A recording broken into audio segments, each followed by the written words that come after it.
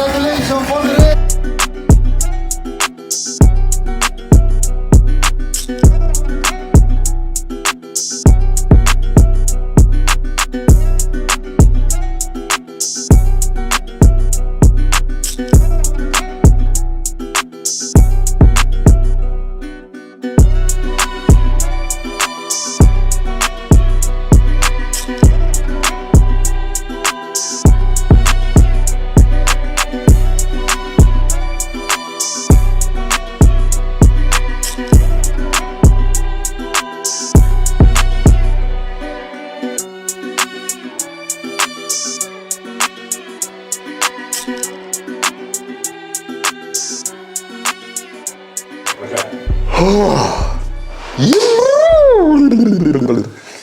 Oh, I'm feeling good. Feeling good. A little bit tired.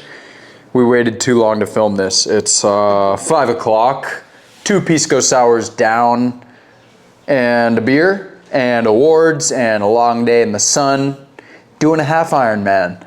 But we're feeling good. We're feeling good. Gotta rally for the evening festivities in our last night in Lima. Real quick business trip to South America, and mission accomplished. We made the podium, baby. Feels really good to battle, you know, any day you do a triathlon, but especially on the days where not everything goes your way. And today, I just felt like shit from the start to the finish. And I knew it wasn't gonna be a great day. I knew I wasn't 100% or firing on all cylinders. I was in Oceanside, no excuses there. Felt great on race week, had a great taper. When the gun went off, I felt strong. And this week couldn't have been more of the opposite. I had a funeral. I had 3 full days of 10 hours of travel per day. I worked and I got sick. And I was like, oh my God, what am I doing? Like, I'm doing a half Ironman like it's a walk in the park or something, or like a trip to the grocery store. And I'm bringing Kyle all the way down here. And it's not exactly like drivable to St. George or Oceanside. So I was feeling a bit disappointed 2 days ago when I caught the bug and felt like, oh my gosh, I might not be starting this race. And if I do start, there's a risk of DNFing or, you know, just having a disaster of a day. And I'm super proud. It didn't play out that way. So really stoked with the outcome. 3rd place on the day and a ticket to the 70.3 World Championships in Marbella, Spain, or Marbella. I don't know how to say it, in November. So quite excited about that. Nice to punch the ticket early in the spring. Still a lot of guys that need to qualify, and coming down to Peru to get the tickets, not a bad idea. And then, yeah, it was certainly very far from my best day, but those are the days that sometimes make you who you are as an athlete. All right, I guess let's talk about some of the roadblockers that you had going into the race. What was it like getting here? Yeah, I mean, I flew from Las Vegas to Cincinnati on Monday all day through Dallas. Had a funeral on Tuesday, family, grandparents, and then Wednesday did a little bit of training, but mostly worked. And then Thursday flew all day, met Kyle in Atlanta, had a nice little layover there. No hiccups.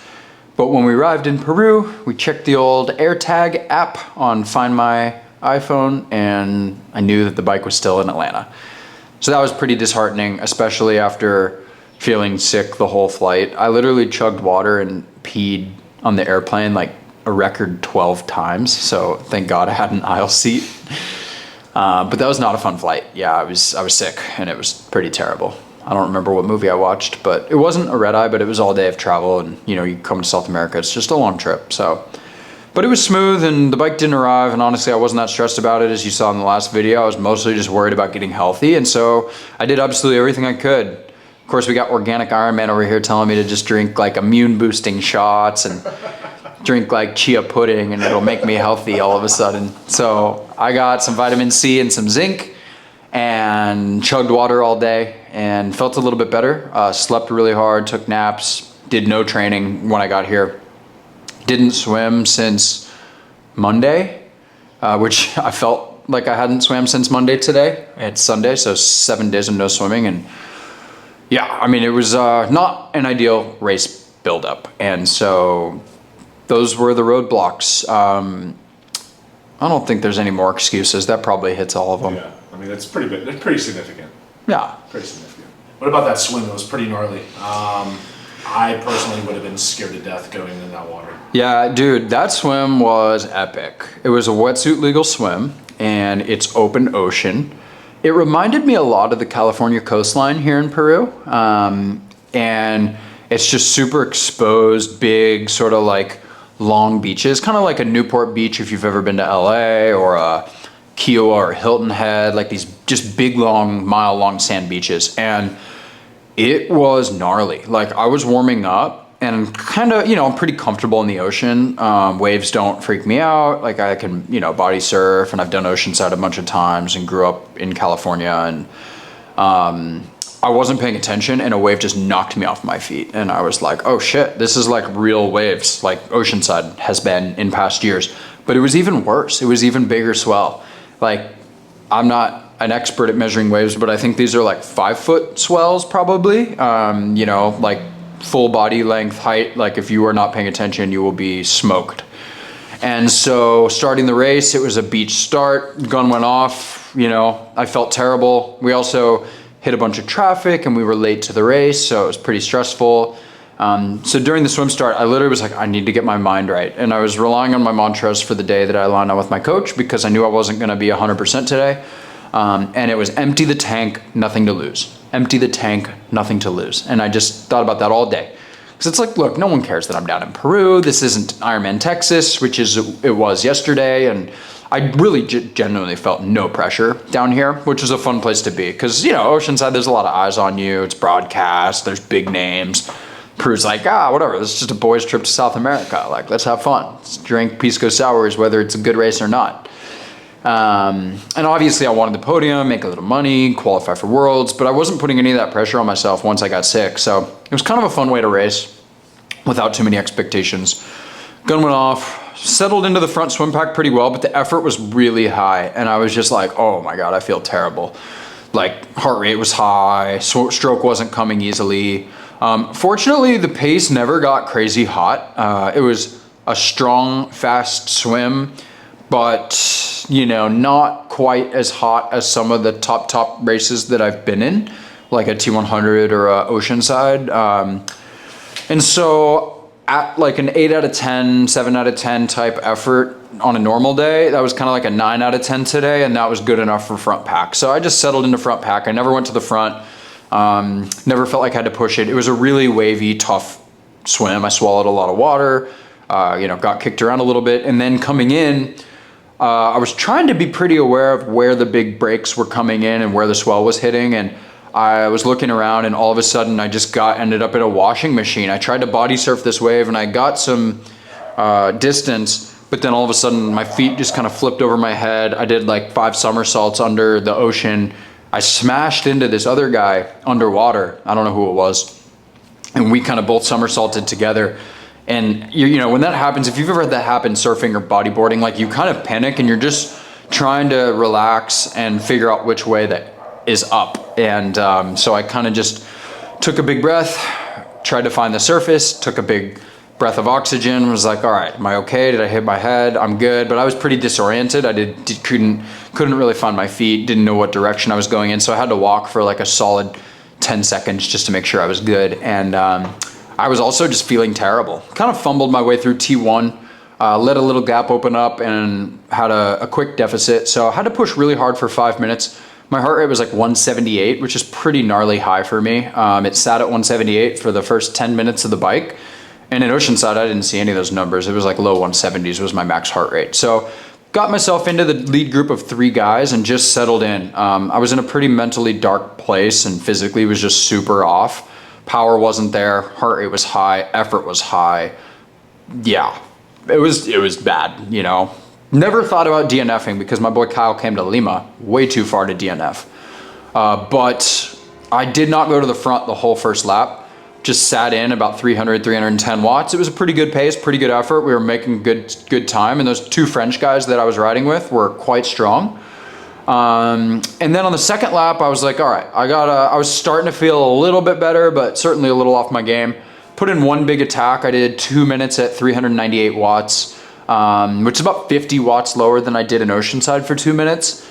And then it was about 7 to 8 minutes at 380 watts. And I turned around and those guys were still there. I think they were probably on the limit because I was going really hard, but they hung tough. And then I kind of threw in the towel and said, all right, it's going to be a 3-person ride to T2. That's fine. They've earned it. And we've all done a good share of the work on the front.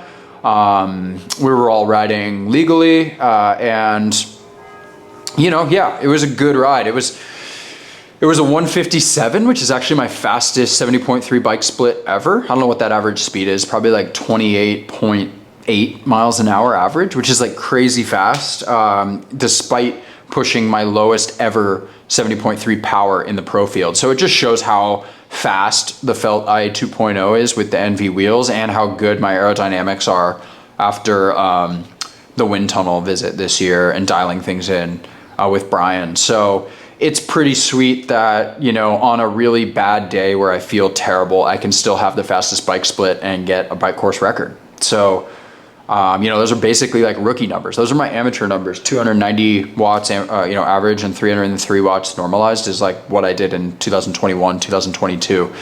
So very much an off day on the bike, but proud of sticking it out and staying really mentally strong the whole time. I did lose a couple bottles and, you know, nailed my nutrition plan because I actually had backups this time from the feed. So I had the Amex Turbo gels, the 40-gram Big Boys, and the Morton Calf gels with the Amex Turbo drink mix. And so I did 215 grams on the bike, which is about 110 grams an hour. Your run, you slowed down just a tiny bit at the end there. Was that just saving it for St. George?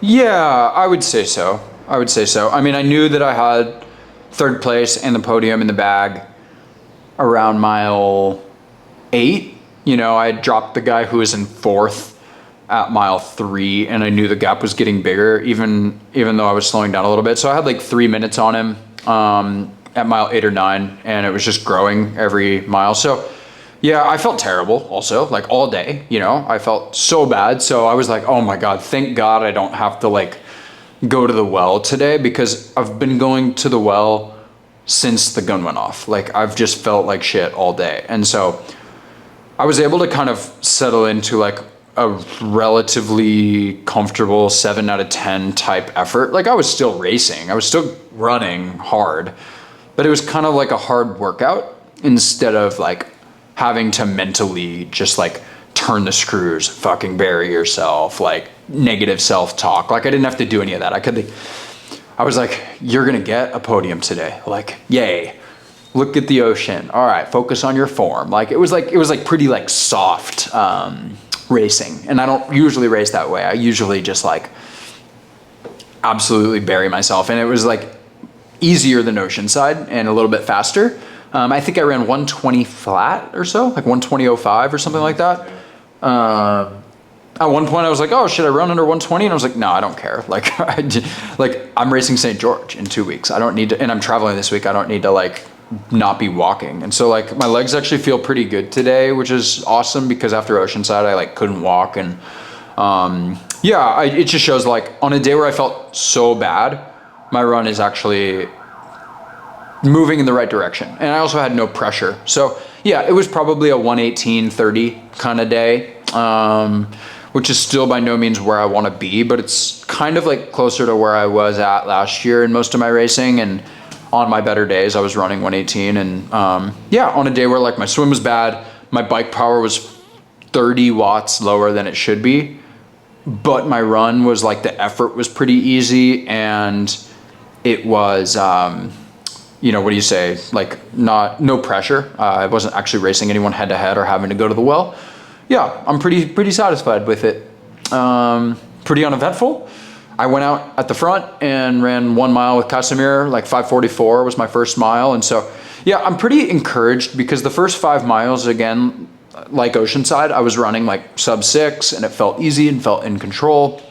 Like 5:45, 5:50, 5:48 or something like that. And like, you know, if I can do that for a while, I'll be running 115s. And I faded per usual, muscularly and aerobically, I was off, but Faded way less hard than Oceanside, and nailed the carbs and had a decent week of run training. Not this week, but last week. And so yeah, I feel very healthy. I feel like we're taking steps in the right direction with the run. It's going to take time.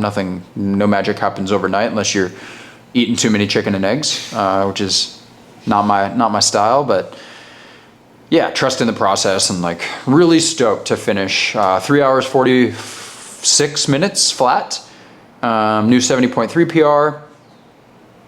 Yeah, beautiful race in Peru, and I was really proud to get that podium. It's been a while. It's been 2 years since I made a pro 70.3 podium. I was third in Cozumel, changed to second because of Tomas. But yeah, mission accomplished, baby.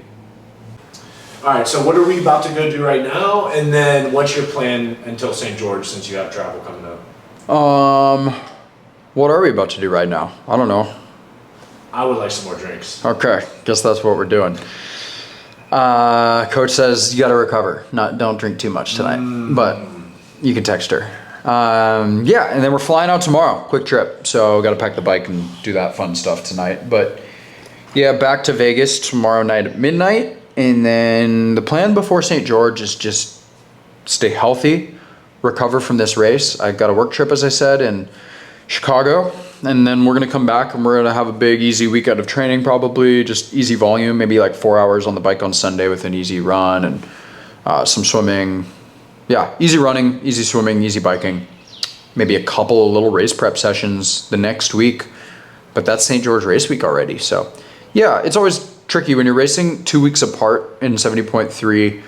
You basically have a recovery week and a taper week, and unless you want to really take some risks or turn the screws and try to get right back into training after a race like this. But with international travel and my work trip, that's not going to be an option anyway. So basically going to race on St. George, race on like this race bump fitness, so to speak, and we'll see if it plays out that way. But stoked for St. George, kind of the hometown race, and it'll be the last race of my spring block, Oceanside, Peru, St. George. Then we're going to take a nice extended break of racing until the end of July and kind of make our plan for the second half of the season. Yeah, I mean, thank you to you first, Kyle. It was awesome having you out there. And honestly, like when you think about DNFing, it's nice to have a little bit of external pressure on you sometimes, because if like nobody's watching, you think, oh, no one will give a shit. But like, we got a YouTube channel. I can't fucking DNF. Like, let everybody down. You think I want to like be in this seat and post on Instagram saying I DNF'd? Like, that hurts. That sucks. That's like the worst post, and it's embarrassing. Trust me. Like, I've done it one time, and I will avoid. I mean, there are people out there that DNF frequently, and it's tough because some days you have to, and some as a professional, some days it's like the smartest move to DNF, because slogging through like a serious injury or an illness or like a really bad day that jeopardize your next race is like a bad idea. But yeah, it's tough. It's like you train so hard, you put so much pressure on yourself. And for me, just a huge thank you to the people that are supporting me, lifting me up. We got some haters out there now, but that means you're doing something right. And yeah, I'm just loving it as always. And just an amateur in the pro field, baby. Trying to make some podiums.